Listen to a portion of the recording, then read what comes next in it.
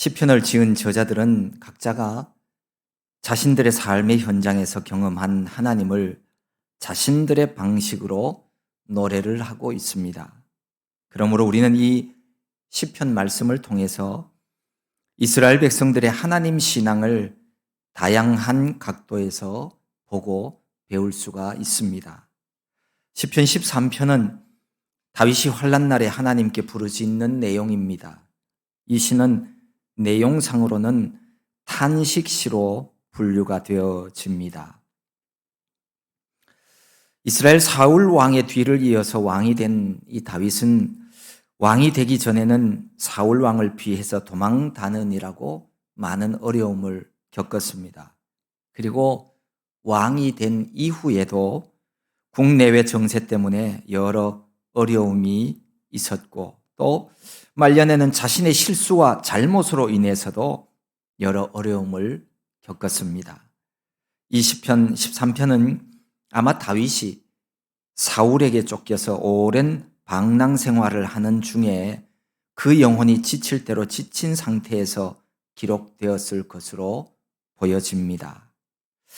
어려움이 닥칠 때마다 하나님의 사람 다윗은 하나님께 자신의 처지를 소상하게 아뢰이며 하나님 앞에 부르짖었습니다. 그래서 자연스레 이 다윗의 부르짖음은 깊은 탄식 가운데 나오는 내용들이었습니다. 그 탄식의 내용들이 엮여서 한 편의 시가 탄생한 것입니다. 시편 13편을 포함을 해서 시편에 나오는 이 탄식 시들은 공통적인 세 가지의 구조를 가집니다. 첫 번째 내용은 고난의 순간에 하나님께 자신의 심정을 솔직하게 아뢰며 부르짖었다는 것입니다. 하나님께서 다윗을 택해서 그에게 기름을 붓고 왕으로 세우셨습니다. 하지만 다윗은 그 이후에 정말 심한 환난 가운데 놓여지게 되었습니다. 하나님을 믿고 섬기면 만사 형통할 것 같은데 하나님의 사람에게도 어려움과 환난의 때가 다가왔습니다. 그때 이 다윗은 자신의 솔직한 심정을 하나님 앞에 나아가서 아뢰었습니다. 원래 이 기도라고 하는 것은 솔직한 심정으로 하나님 앞에 말하는 겁니다. 내 마음을 숨기고 하나님 앞에 나가는 것은 기도도 될 수 없고 예배도 될 수 없습니다. 다윗은 비통하고 비참한 자신의 상황을 하나님 앞에 나가서 솔직하게 모든 것을 다 이야기를 하였습니다. 여호와여 어느 때까지니이까 나를 영원히 잊으시나이까 주의 얼굴을 나에게서 어느 때까지 숨기시겠나이까. 여기 어느 때까지니까 라고 하는 이 말은 단순하게 자신을 빨리 도와달라는 애원이나 절규만은 아닙니다. 다윗의 위대한 신앙이 담겨진 탄식입니다. 우리 인생은 하나님과의 관계를 단절한 채로는 잠시도 지낼 수 없는 존재라고 하는 그런 신앙 고백을 배경으로 해서 하나님 앞에 구원을 구하는 다윗의 바램이었습니다. 1절, 2절에서 4번이나 하나님을 향해서 어느 때까지 고난을 당해야 하는지 여쭙고 있습니다. 다윗이 정말 극한 상황에 처해 있다는 것을 그대로 보여주고 있습니다. 성경 사무엘상에 보면 이 다윗이 그 당시 얼마나 힘들고 어려웠던지 이렇게 자신의 처지를 표현하고 있죠. 나와 죽음의 사이는 한 걸음뿐이라 라고요. 걸어가는 길에 발 한 걸음만 잘못 내디디면 죽음에 이를 수도 있는 마치 절벽 위를 걷는 그런 상황이었다는 겁니다. 하나님이 나를 잊어버리셔서 나를 구원해 주시지 않는 것은 아닌지 이 다윗은 하나님께 묻습니다. 그러면서 주의 얼굴을 나에게서 어느 때까지 숨기시겠나이까 라고 말합니다.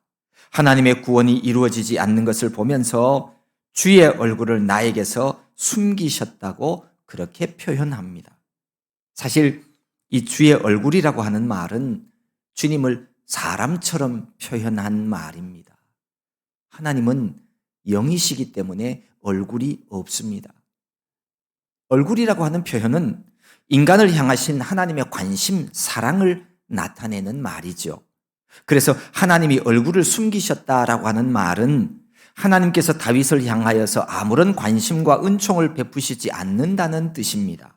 물론 실제로 하나님이 그렇게 했다는 말은 아닙니다.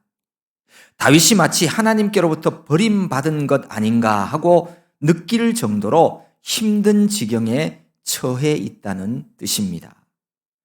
2절에서도 다윗은 자신의 마음 상태가 어떠한지 또 자신이 하나님께 무엇을 구하는지 분명하게 기도를 하고 있습니다. 나의 영혼이 번민하고 종일토록 마음에 근심하기를 어느 때까지 하오며 내 원수가 나를 치며 자랑하기를 어느 때까지 하리이까. 내 영혼이 번민하고 있다고 말합니다.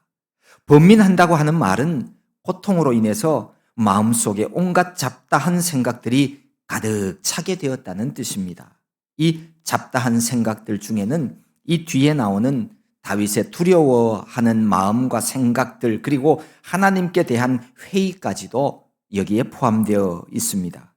다윗은 내 영이 번민하고 근심하지 않도록 제발 구원해 달라고 그렇게 기도하는 겁니다. 혹시나 번민 중에 있거나 마음에 근심하는 이가 있다면 다윗처럼 하나님께 기도해 보십시오. 내 앞에 있는 문제가 아니라 사실은 내가 하나님께 기도하지 못하고 있는 것이 이게 문제입니다. 하나님 아버지의 마음이 어떠한지, 하나님의 뜻은 어떠한지 묻지도 또 들어보지도 않고서 지금 내 마음에 있는 생각이 옳고 맞다고 그렇게 생각하지 마십시오. 그것은 하나님을 믿는 사람들의 태도는 아닙니다. 다윗은 이렇게 기도하죠. 내 원수가 나를 치며 자랑하기를 어느 때까지 하리이까. 하나님이 속히 자신에게 구원을 베풀어 달라는 호소입니다. 우리도 다윗처럼 고난의 순간에도 자신의 심정을 솔직하게 하나님께 아뢰며 부르짖는 그런 믿음의 사람들이 되어야 하겠습니다. 내 생각이 옳은 것 아닙니다. 하나님이 행하셔야 그게 정답이 됩니다. 하나님의 구원만이 완전하십니다.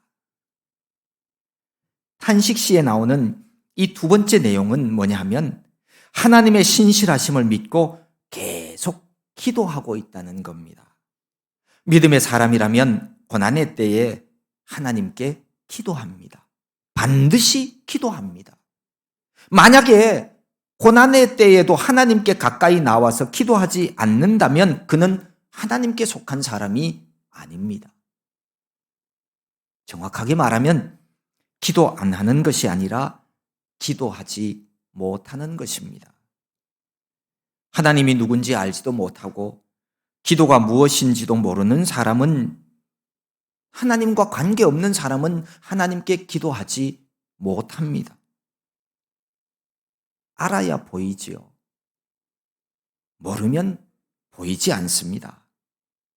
하나님이 볼 수 없는데 어떻게 하나님을 찾고 구할 수가 있겠습니까? 하나님을 경험한 하나님께 속한 사람만이 하나님께 기도합니다.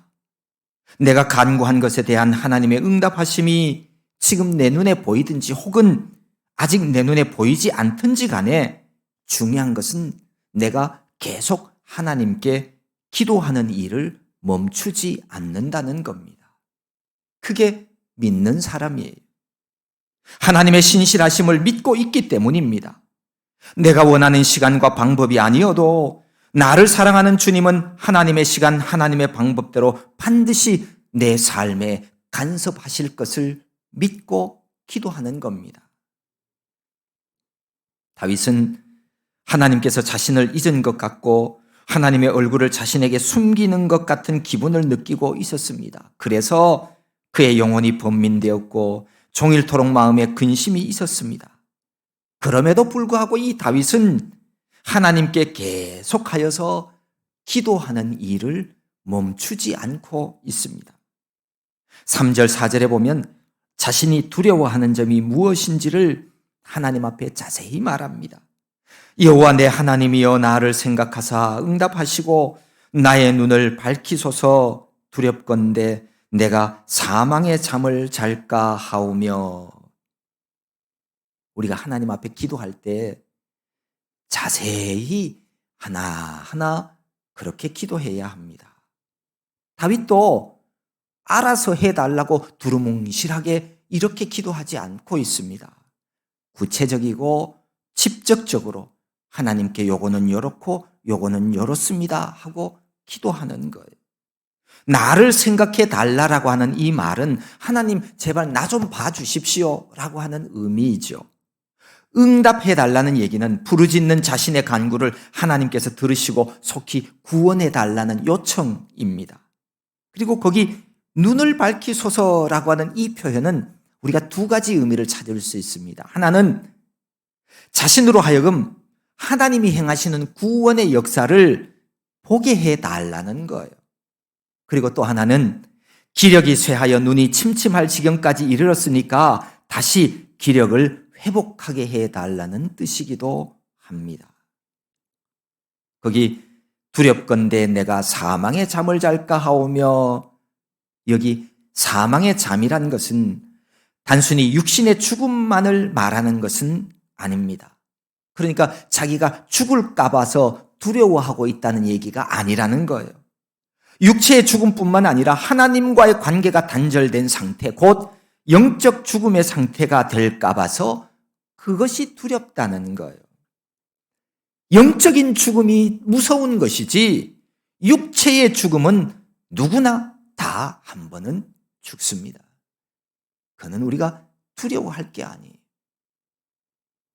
아무리 믿음이 있어도 사람은 육신의 고통이 오랜 시간 지속되면 하나님께 대한 신앙을 잃어버리거나 원수들에 의해서 넘어지기가 쉽습니다.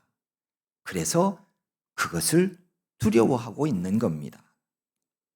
사람은 망각의 동물이요 적응의 동물입니다.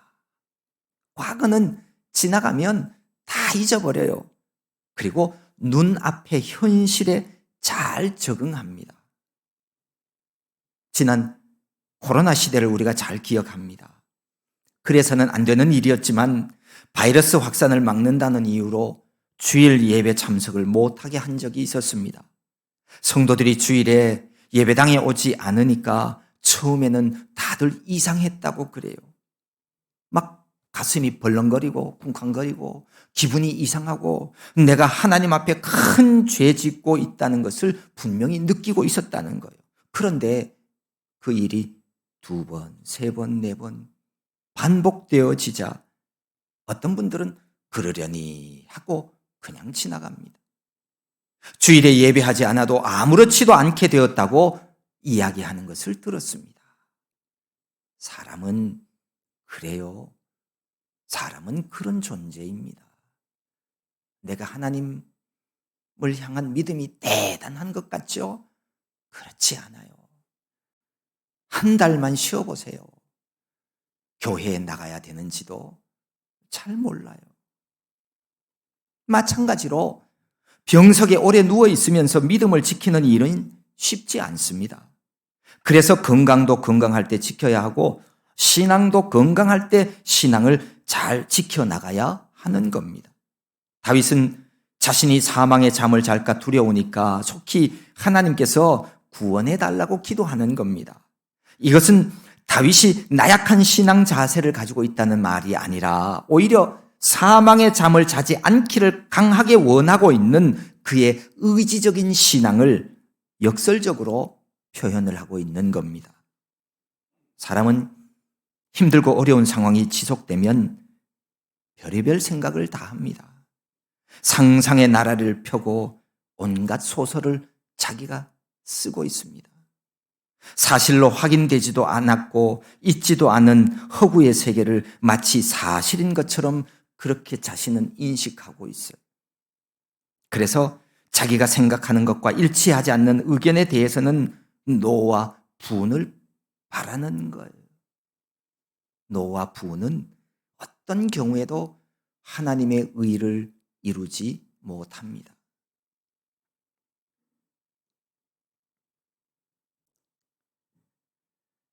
거기다가 고난의 시기가 더 길어지면 자포자기하면서 자기에게 있는 모든 희망을 다 내려놓게 되지요.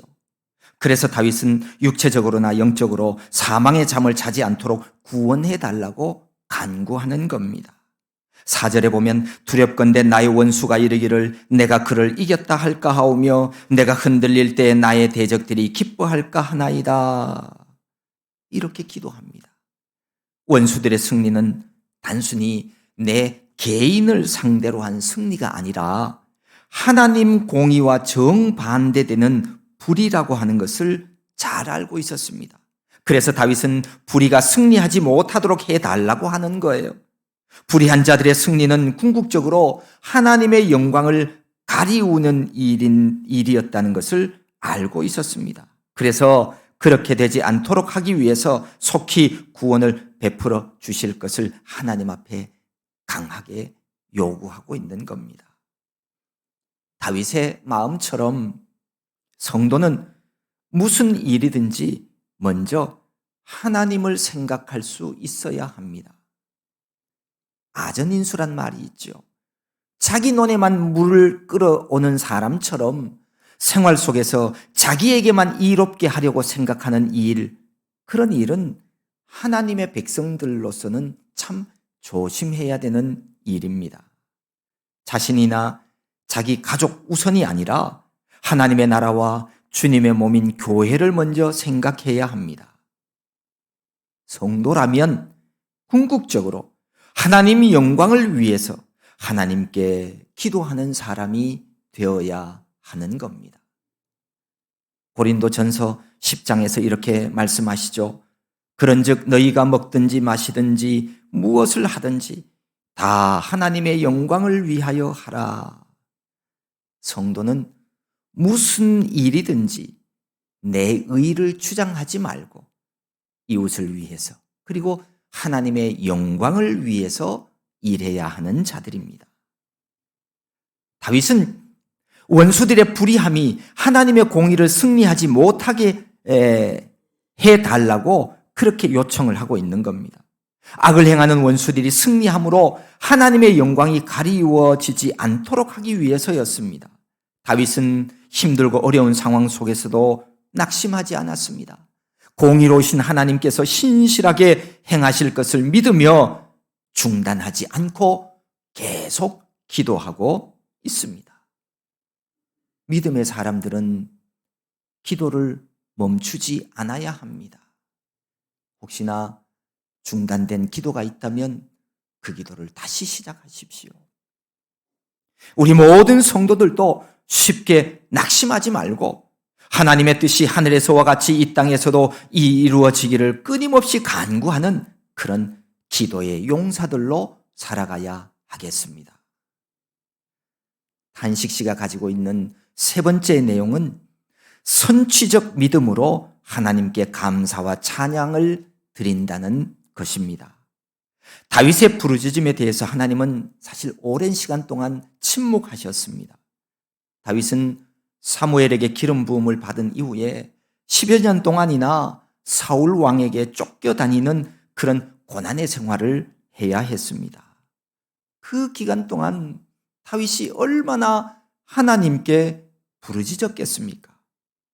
그런데도요, 하나님은 침묵하셨습니다. 고난과 고통 속에 놓인 다윗을 구원해 주시지 않는 듯 보였습니다. 이런 상황이 펼쳐지면 보통 많은 사람들은 하나님을 떠나기도 합니다. 하지만 다윗은 그런 상황 속에서 더욱더 하나님의 사랑을 의지하였고 하나님께서 반드시 자신을 구원하시리라고 하는 사실을 믿고 있었습니다. 5절, 6절에서 이렇게 노래하죠. 나는 오직 주의 사랑을 의지하여 싸우니 나의 마음은 주의 구원을 기뻐하리이다. 내가 여호와를 찬송하리니 이는 주께서 내게 은덕을 베푸심이로다. 다윗이 주의 사랑을 의지한다고 이렇게 고백하고 있는데 주님 사랑은요, 인간의 사랑과 다릅니다. 이 하나님의 사랑을 히브리어로는 헤세드라고 하는데요, 우리에게 약속한 바를 반드시 이루시는 사랑을 말합니다. 아니, 우리를 사랑하기 때문에 하나님은 약속을 지키시는지 몰라요. 사실 저와 여러분은 하나님과의 약속을 어기고 불순종했습니다. 그러기에 하나님께서 우리를 사랑하시고 구원해 주실 의무는 이미 사라졌어요. 없어요.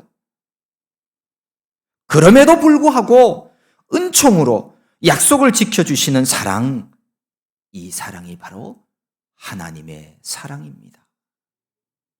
다윗은 이 사랑을 의지한다고 고백합니다.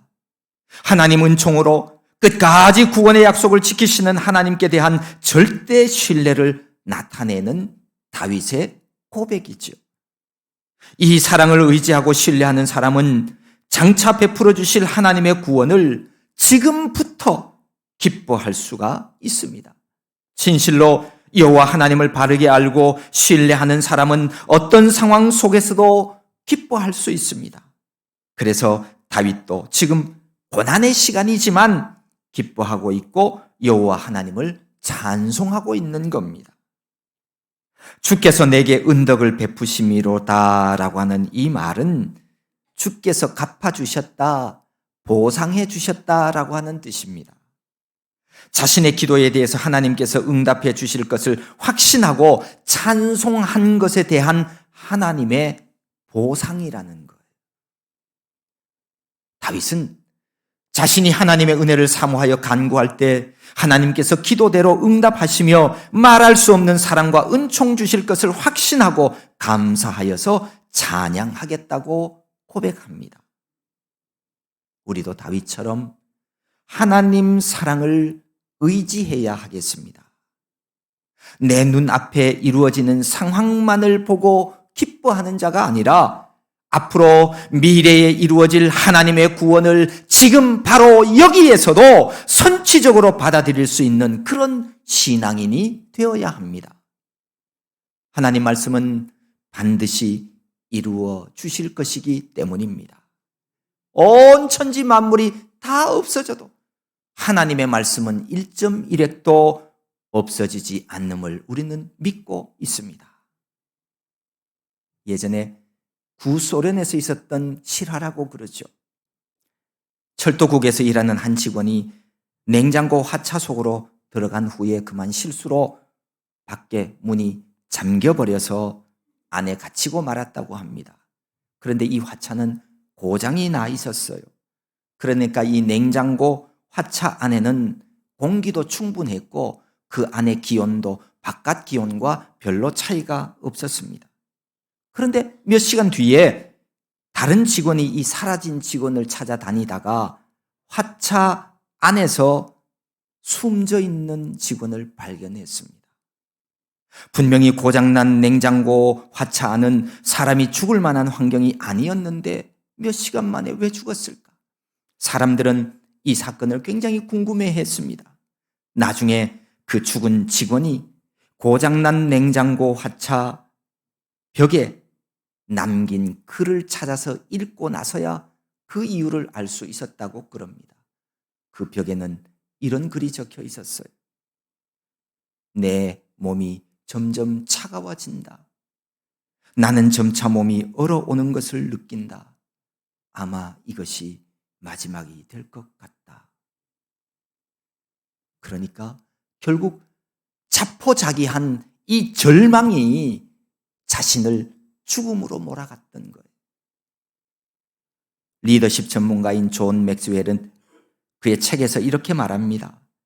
사람은 음식 없이는 40일을, 물 없이는 4일을, 공기 없이는 4분밖에 생존할 수 없다고 한다. 그러나 희망이 없으면 단 4초도 살 수 없다. 희망은 우리에게 힘든 세월을 견뎌낼 수 있는 힘을 주고 우리를 흥분과 기대감으로 부풀게 한다라고요. 누구나 절망적인 상황을 만나면 포기하고 싶은 마음이 드는 것은 당연합니다. 사람이니까. 하지만 절망과 탄식 중에 있더라도 결코 포기하는 사람이 되지 마십시오. 하나님을 믿는 사람은 믿음을 가진 사람입니다. 기도할 줄 아는 성도는 희망을 가진 성도입니다. 사람은 희망이 있어야만 살아갈 수 있는 존재들입니다. 이 세상 어디에 희망이 있을까요? 없습니다. 재물,